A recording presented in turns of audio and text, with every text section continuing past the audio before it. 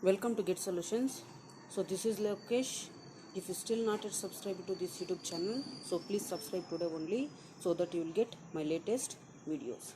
So in this class, we have to discuss fifth problem on purchase consideration method. Okay.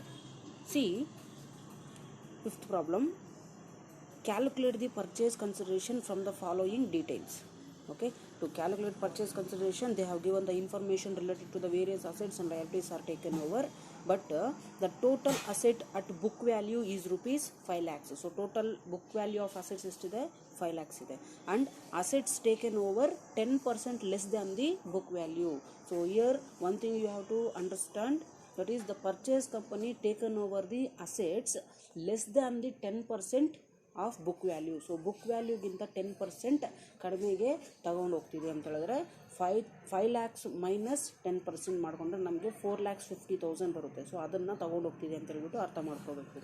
Okay, and total liabilities, there is the value of total liabilities 2 lakhs is given, and liabilities not taken over rupees 50,000. ಅಂದರೆ 50,000ನ ಬಿಟ್ಟು ಇನ್ನು 1,50,000ನ ತಗೊಂಡು ಹೋಗ್ತಿದೆ transferee company ಅಂತ ಹೇಳ್ಬಿಟ್ಟು ಹೇಳ್ತಿದೆ.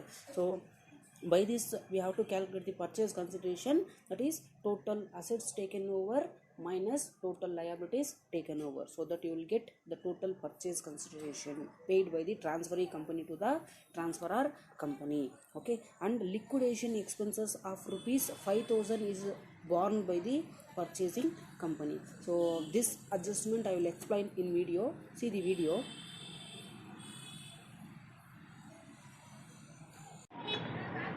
See the fifth problem. So calculate purchase consideration from the following details. Okay, so the total assets at book value is given is rupees 5 lakhs. So what are the total assets? Total assets. So given us only, they have given total assets. Okay, not any individual assets. So the total assets book value is rupees 5 lakhs is given. Okay, next, from this total assets, purchasing company taken over, that is assets taken over at 10% less than the book value. So the purchasing company taken over the assets from this book value, that is less than 10% of this book value. So 5 lakhs ಅಲ್ಲಿ 10% ನ ಬಿಟ್ಟು remaining amount ನ ತಗೊಂಡು ಹೋಗ್ತಿದೆ. So that is related to total assets. Okay, next see the total liabilities is given. So total liabilities is given. So how much? Rupees 2 lakhs is the total liabilities. So from this total liabilities, they have specifically given liabilities not taken over by the purchasing company, that is rupees 50,000 liabilities not taken over by the purchasing company. And the last one, that is liquidation expenses. So liquidation expenses is given. How much? That is rupees 5,000 is given. So this 5,000 completely borne by the which company? Borne by the purchasing company.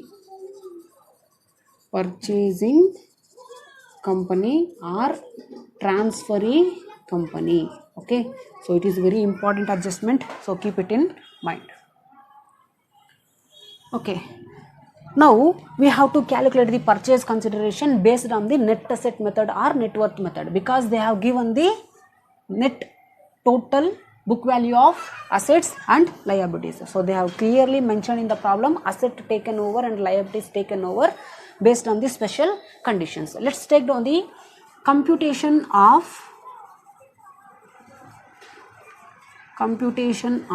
purchase consideration based on net asset method or net worth method.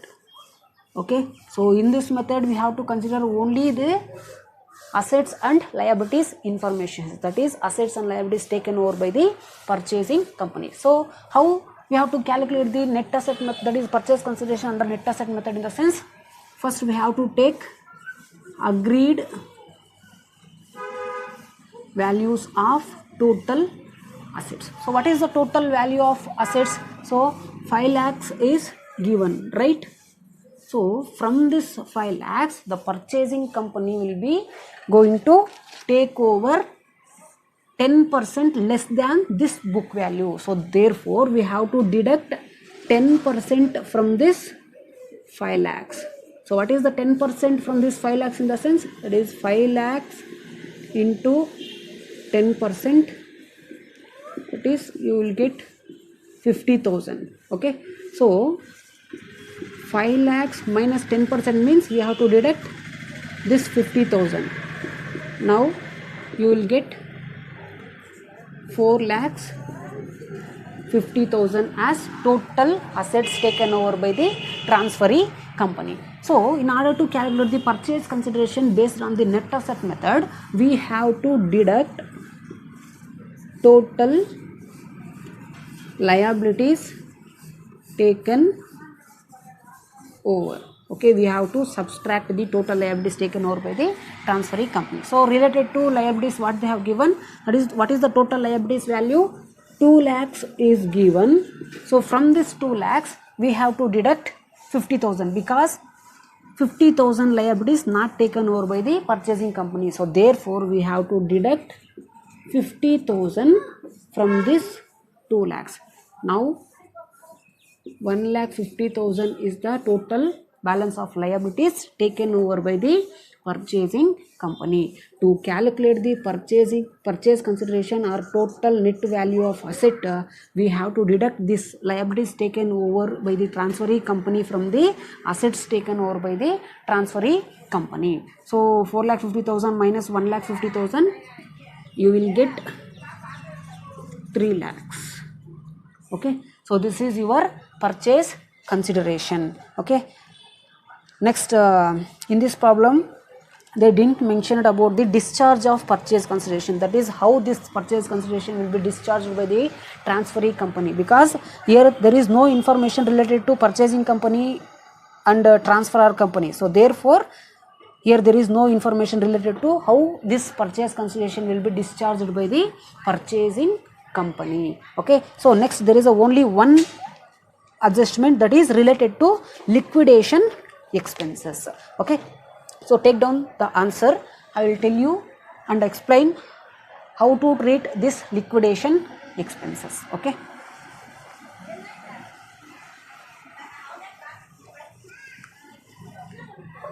so before going to explanation, so first we have to write down the note for this problem related to liquidation expenses. Okay, so if, so take down the note, if liquidation expenses